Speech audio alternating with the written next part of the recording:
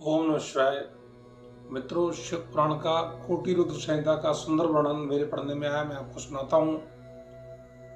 गौतम ऋषि को जो गौ हत्या का जो पाप है वो कैसे लगा, सुंदर दृष्टांत सुनिए।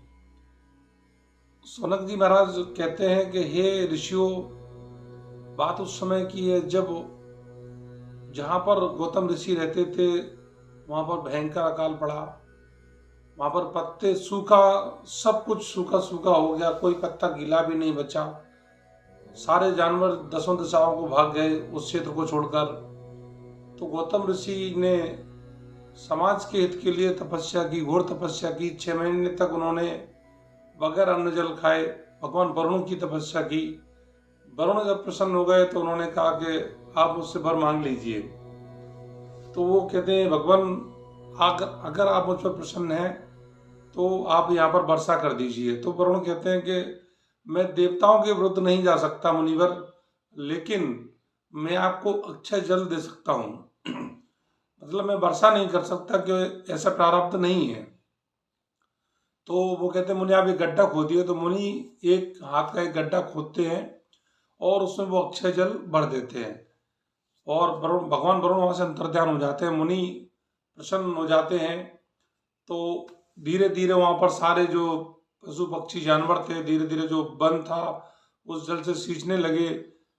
मुनि गौतम के जो शिष्य थे, और धीरे धीरे उन्होंने अब फसल, गेहूं, धान वगैरह की जो फसल है वो शुरू कर दी वहां पर बोना। तो इस प्रकार आसपास के जो ऋषि थे वो अपने पति पत्नियों के साथ रहने के लिए वो आश्रम में आने लगे। धीरे धीरे वहां पर जो ऋषियों की संख्या वो बढ़ने लगी। एक बार जो गौतम ऋषि की पत्नी अहल्या थी, उनकी ऋषियों की पत्नियों से कुछ पानी के लिए आपस में कहासुनी हो गई। गौतम ऋषि पत्नी अहल्या ने बोल दिया था कि पहले जल मैं भरूंगी या मेरे पति द्वारा लाया गया जल है। तो वो डेली आए दिन जो बाकी औरतें थीं, ऋषियों की पत्नियां थीं, वो अहल्या से झगड़ा कर दी थी और मन ही मन सोचती थी कब ये यहाँ से चली जाए, कब ये यहाँ से चली जाए। धीरे धीरे उन ऋषि पत्नियों ने अपने पतियों को उकसाना शुरू कर दिया और पत्नियों के बहकावे में आकर सारे ऋषियों ने भगवान गणेश की तपस्या की।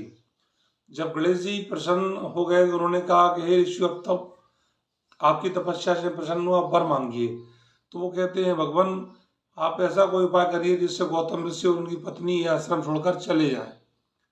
तो वो भगवान गणेश उन पर नाराज होते और कहते हैं कि हे मुनिवरों, उन्होंने तो आपका हमेशा